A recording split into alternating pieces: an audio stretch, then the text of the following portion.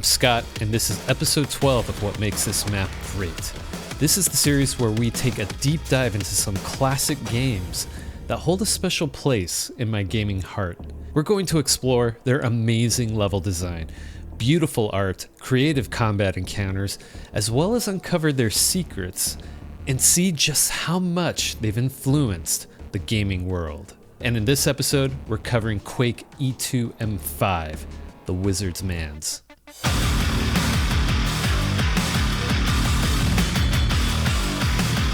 All sources used for this video will be linked down in the description below. We just broke 300 subscribers this last week as of the recording of this video, and I just want to take a moment to thank everyone who helped make that happen.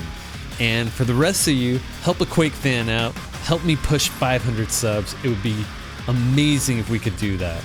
As usual, like, sub, do all the YouTube stuff. It's greatly appreciated. Let's get into it. The Wizard's Manse is the 5th level of episode 2, the Realm of Black Magic for Quake. And John Romero's back in the design chair for this one. He's crafted up a wonderful map that seems to be the home of a swamp wizard. Of the levels I've shared so far in this series for Quake, I think John has the most creative ways of overlapping and interconnecting play spaces, and he really shows that skill off in this map. We've got cramped rooms and corridors, and a central space that has multiple levels which the player will ascend gradually as they make their way to the exit. The combat encounters are dialed up, and it gets a little sweaty in this wizard mansion, which makes sense as we are one level short of finishing episode 2 for Quake. But to help us in our fights, we get introduced to a wonderful new weapon for the first time. And it's quite a shocker.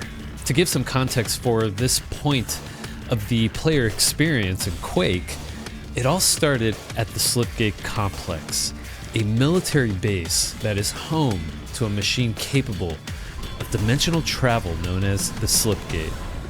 But an evil entity codenamed Quake sends its own forces through from the other side, defeating and turning all soldiers into mindless grunts.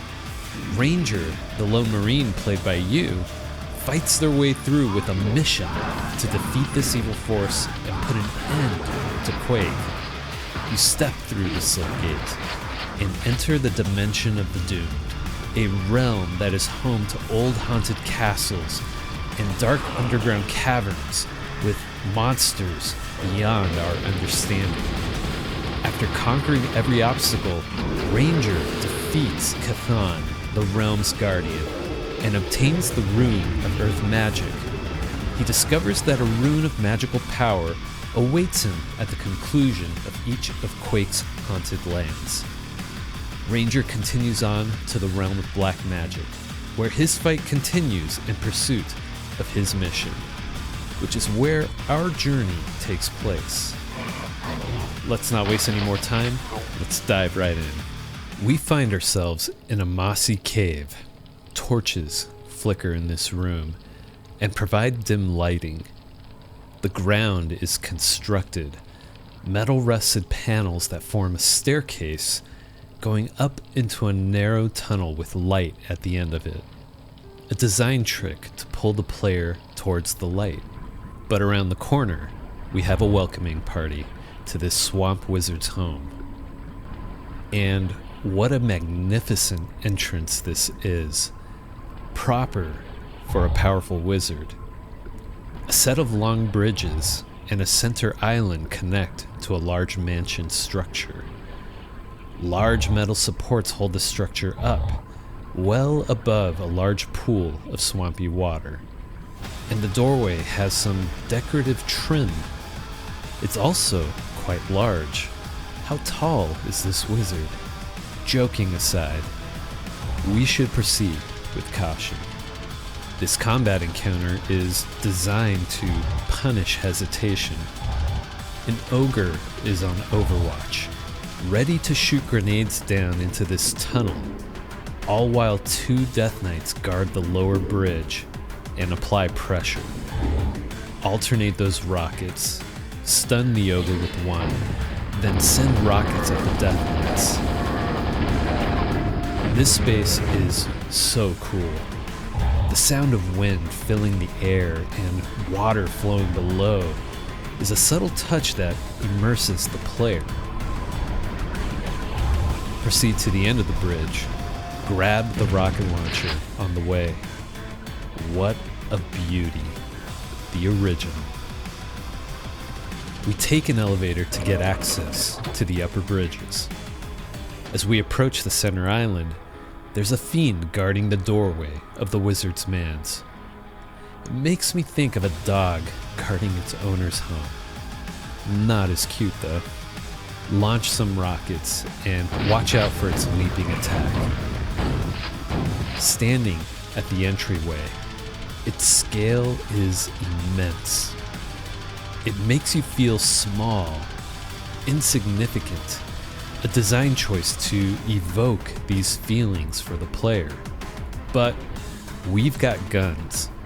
We'll show its denizens that we're an unstoppable force. We walk into a split hallway.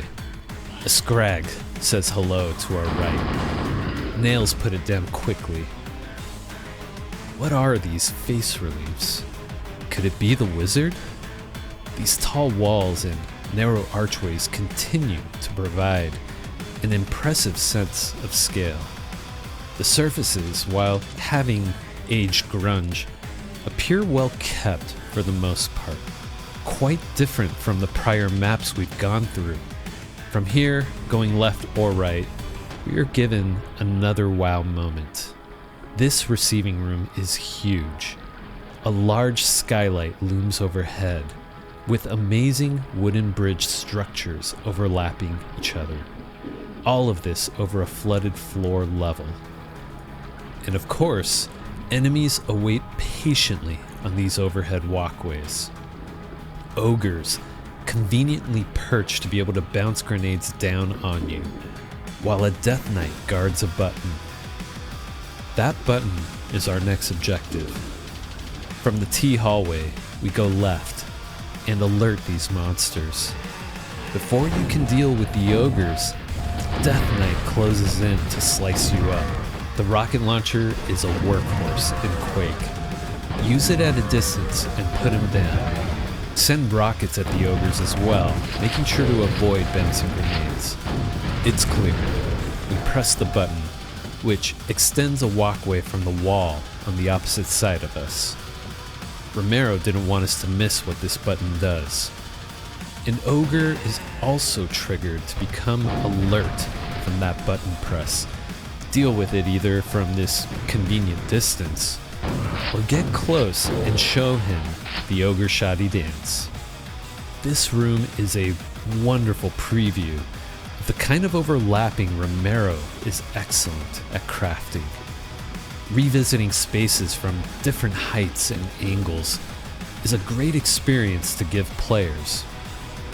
Moving forward, this upcoming combat encounter is a tough one, but before we do, we have a secret to grab. Let's dive into the water. We'll be able to grab supplies hidden under the murky surface. Don't forget to get some air while you're swimming around. Find an arrow that points down through a tunnel. Follow it. And then another arrow points you to a small alcove with an elevator. You could swim around a bit before taking the elevator up. There is a box of nails in a corner over here. Once you're ready, ride the elevator up, and it brings you back to the starting bridges in front of the Wizard's Manse. Okay, backtrack to that T intersection. Take the right side hallway. Let's go over the next combat encounter. As you turn the corner, you go up a set of stairs to an ambush. The two ogres on the front balcony are ready to either toss grenades at you in that narrow stairwell, or jump down to join the fight up close. You also have two Death Knights. One patrols the main floor, while the other hides behind a wooden pillar guarding a button. And a third ogre awaits at the top left balcony. he doesn't jump down, serving more as a grenade-launching annoyance. Another well-designed combat encounter. The geometry of this space supports the abilities of the enemies, but it also works in your favor. Now, the easy thing to do is just backtrack. Try and bring these enemies one at a time and take them out. But that's too easy. Let's be aggressive, because John set up some nice pillars we could use to our advantage. I like to run straight in, get these monsters to infight each other as best as possible. Don't stop moving, circle strafe, and use these pillars as cover options while you utilize your arsenal against these enemies. When you get a chance, press the button in the corner of the room. It lowers a wall and reveals a fiend with red armor. You'll also notice the button activates a blocker wall, preventing you from retreating. But really, they should fear you. You are the real monster in this room. Once things calm down, let's admire the art. Stained glass decorate the walls with dim lighting coming through them. The wooden pillars and balcony trims, mixed with tile flooring, in my opinion makes this place feel quite cozy compared to the places we've ventured through before. Coming up beyond this hallway, we are introduced to another spacious multi-layered room, and similarly, it has a flooded lower area. You'll notice a theme of ogres being placed at higher levels than you, or at just the perfect distance for them to land grenades on you. John fully understands these monsters and their best case uses when designing combat spaces. The Death Knights here will try to close the distance or even use their fire spell attack. But with all these grenades being tossed around, there's a high chance of them hitting a Death Knight, causing them to turn against the ogres. Initially, you'll be forced to backtrack after killing this first ogre in the hall. The Death Knight comes right around the corner, makes some distance, and blasts away. I wouldn't recommend using this corner and poking out from this hall, as the ogres will just toss grenades and destroy you in this narrow hall. There's even an upper balcony that these ogres could potentially use to hit you from behind here. Charge out and utilize the overhead bridges as cover options from the enemies above. Just a wonderful combat experience, fully showcasing the capabilities of a fully 3D environment with physics-enabled grenades bouncing around. On another note, this room looks similar to the other multi-layered space. A great way to differentiate itself from the other one is how it has an open ceiling versus a glass skylight. Remember, these maps had a way of feeling labyrinthian, sort of a trend for first-person shooters in the mid-90s. It's crucial for players to have landmarks and memorize these complicated overlapping rooms. They're not as linear compared to modern games. On that note, you have multiple choices here. You could take the water route, fight some ogres, and grab the gold key early, but you'll run into a blocker just before the gold door, requiring you to backtrack back to this room. Let's stay out of the water and continue through this hall. An ogre will try and grenade you from the top right. Take it out. The following room presents us an interesting challenge, as well as some wonderful pickups. Just beyond this acid pool, we see a biosuit and what looks to be a new weapon behind it. This beauty is the Thunderbolt, or lightning gun. Pulling the trigger sends a thick beam of lightning to your enemies. It annihilates your enemies just as quickly as your ammo. But let's not be too hasty. The ogre across this second acid pool will be tossing grenades at you while you try to scoop up this new weapon. And this acid pool is also hiding 2 fiends, as well as a mega health. Keen players will also notice this top ledge with a nail ammo box, a sort of hinting map design trick to encourage the player to explore this area. We'll make the most of our biosuit pickup to get that secret.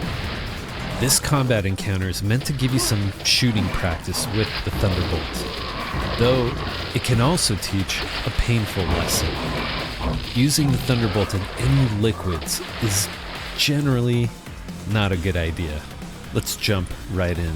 Once you grab the biosuit and the Thunderbolt, I like to use the small corner and deal with the ogre and scrag first. Hose lightning into these fiends. 180 back to the second acid pool. Dive in. To the right, you'll notice an arrow pointing down. Descend, an elevator will take you up to those nails we saw earlier. Watch out for a scraggy boy here. Drop down and don't forget to grab the mega health. After that bit of fun, this second acid pool has some obvious visual clues to hint at the player.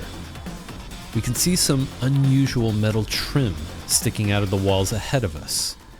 And of course, 2 blinking red switches. Shoot them.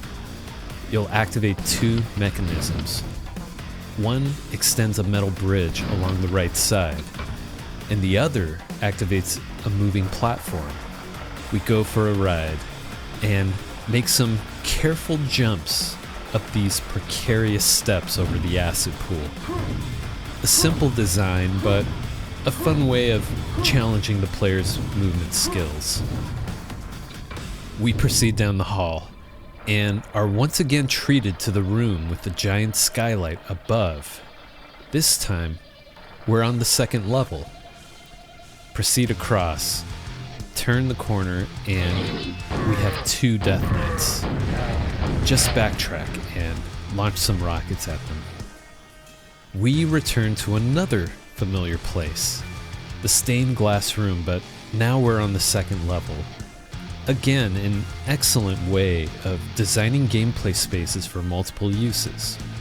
As we walk on the upper balcony, we cross an invisible trigger, spawning in scrags. These 2 really don't stand a chance. Swap to your super nails and drop them. We've got some generous supplies as we make our way through this balcony. Health and ammo to top us off for the upcoming challenges. We also return to the multi-level room with the open ceiling, this time on the second level. The gold key is so close. We're almost there. Proceed across this bridge and into the stair hallway.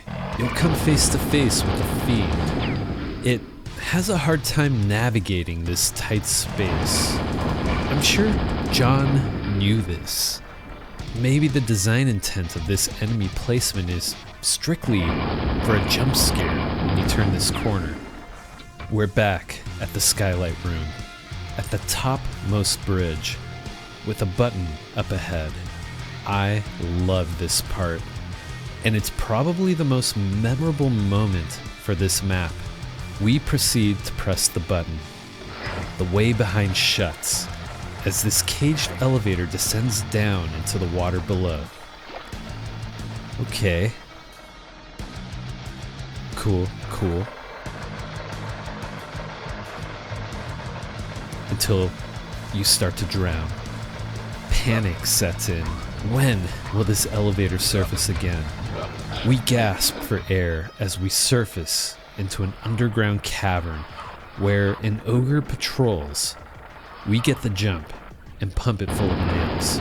We also hear another ogre around the corner, and while it has the higher ground, we take it down with some more nails.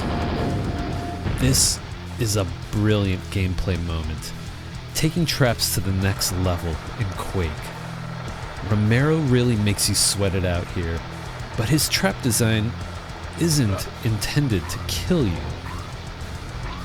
Before you get on this elevator, you are provided health pickups. It's more than enough for you to survive this brief drowning trap. Additionally, when you get to your destination, granted, you survived the fight against the ogre, there are plenty of healing pickups to make up for what you lost in the drowning trap. On another note, I just love when you have these transitions between natural environments into man-made structures. Like, maybe these ogres like to go fishing down here. Let's continue forward. Up the stairs to this elevator. Another scrag tries to get the jump on us. Not this time. Continue on, and it looks like we are at the water level of this wizard's manse. And we've got another fun combat encounter up ahead. We proceed through this tight, enclosed underwater canal. At the end, a keen eye will discover a quad damage with some ammo to the right. The moment you emerge from the water, a staircase winds up with two ogres patrolling it. There's some great verticality designed in this space here. Also, across the way, the gold door is now accessible, but we need the gold key. Now's the time. Pick up the quad and emerge from the water. Proceed up the stairs and eliminate any threats along the way to the gold key. Gold key in hand, we get a nice visual payoff of this multi-layered room. It's always nice to see where you've come to finally get to the end goal here with this key. Okay, last secret of the map here. As we backtrack to our right, you should notice a break in the wall texture tiling. Use your axe and hit it. We found a secret, rewarding us with a red armor, but that's not all. Proceed through and drop down this opening.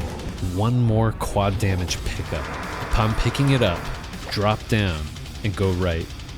We're back at the bottom of those stairs with the gold key door to our left.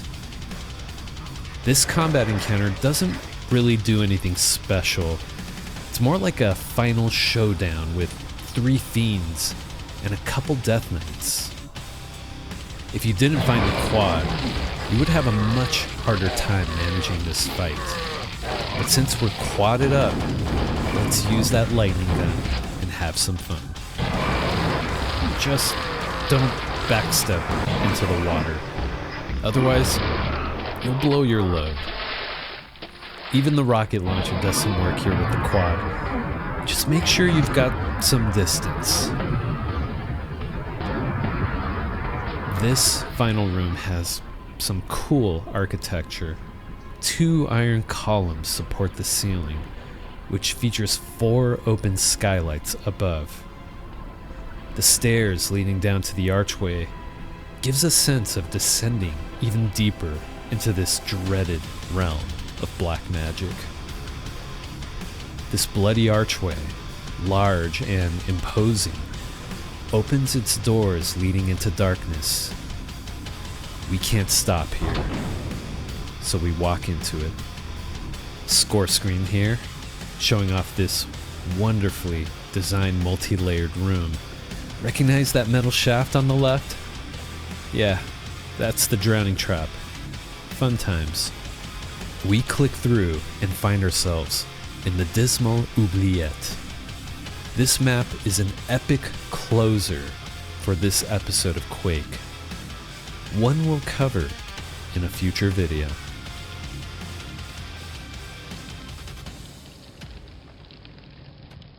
So here's the part where I go over some quick trivia regarding our featured map. This map was referred as JR Wiz 2 during development. This may have been the second wizard-themed map created by John Romero during the development of Quake.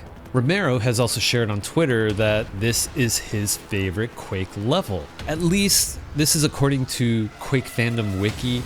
I followed the Twitter link, and while I can see John Romero's response, I can't find the question that may have been directed to him. It was a deleted post, so I'm going to assume that he was responding to a question of like, what's your favorite Quake level? This map was one of the earlier created levels during the development of Quake. There are some screenshots that were taken back on August 3rd of 1995, and you can recognize some of the rooms are from the Wizard's Manse. Pretty neat to see the development progress between these early shots and how the level shipped. So let's talk about that trap. That moving platform that goes underwater and causes you to drown for a bit. For new players, this is definitely a moment of panic. But John provides health pickups at the beginning as well as health pickups at the end of this drowning trap. He just wanted to make you sweat it out a little. No harm, no foul, right? On that same topic, John also took into account that pro players would try to escape the descending water cage. He created a wall that almost instantly closes behind the player, which he refers to as a Star Wars door. Notice I said almost. Speedrunners use a tactic where they use a rocket to propel them backwards as they press the button, which causes them to get stuck in the closing door. So as a result, they take some damage, but eventually the door reopens and they can avoid the drowning trap altogether. It's super creative, and if you're curious, I'll post a link down below in the description of this video if you want to watch a speedrun of this map. I promise it won't take you long. So what makes E2M5, the Wizard's Manse, a great map? It comes down to a few key design elements that John Romero masterfully executed. First, interconnected and overlapping level design. The map constantly circles back on itself, allowing the player to revisit the same spaces from new angles and heights. This not only makes the map feel larger and more cohesive than a simple linear sort of corridor, but it also provides a great opportunity for vertical combat. On the topic of combat, secondly, Romero uses the map's geometry, especially the multi-leveled rooms, to perfectly utilize the strengths of different enemy types. Ogres are constantly on high perches to bounce grenades down, forcing the player to deal with both close-range threats like the Death Knight or the Fiends, and long-range explosive fire from above. And the introduction of the Thunderbolt here in this map is perfectly timed as a reward for surviving the first half of this level. Third, the memorable moment. The descending drowning trap elevator. It is an awesome moment of panic. And you know what? Romero is quite fair in this trap. He's not trying to kill you. He's just trying to support the mood of this game. It's very much a place that doesn't want you there. The whole thing is just so much more than just killing monsters. It's an experience that you won't forget. And overall, the combat encounters in this map are set up to give you a real challenge, but it never feels like it's trying to beat you down. Considering the amount of supplies throughout the map, as well as some of the bigger supplies like red armor and mega health, and 2 quad damages. I mean, third, the scale and art direction creates a thick atmosphere. The tall walls, narrow archways, and these immense entryways make the player feel small and insignificant, unwelcomed in a wizard's home. It's unfortunate that there's no wizard boss at the end of this map. By the way, the Scrags are called wizards, but you know, they go down so quickly. I don't think this is their home. Anyways, The textures used in this map are called Wizard and Elder World texture sets, and they almost create this like cozy, grungy aesthetic that really contrasts the gloom of other Quake levels. It just makes it really stand out on its own. In short, John Romero nailed the core dark fantasy first-person shooter experience here in this map. Intense fights, rewarding hidden areas, a memorable trap, and just sort of a wonderful experience of exploration. He took it to the next level with structural design that is just brilliant. It's a map that's memorable, tough, and wonderfully moody. Easily one of Quake's best maps. What are your thoughts on E2M5, the Wizard's Bands for Quake? Did you panic the first time you descended in the water elevator trap? And were you able to find the red armor quad secret towards the end of the level? Let me know down in the comments below. If you enjoyed this video, hit that like button, share it with friends, and subscribe for more great gaming content. And if you're looking for more, check out this recommended video right here. Thanks for watching. I'll catch you in the next one.